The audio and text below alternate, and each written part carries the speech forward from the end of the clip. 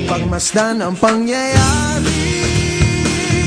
Gumarat, gumalaw, lamang sa init ng damdamin, sabay-sabay nang sumigaw. Kilos kabataan, oras natin to makialam, makijama, kilaho. Kilos kabataan, buhay natin to, ang mundong tinatnan tayo magpatakbo. Makijam ka, pare ko.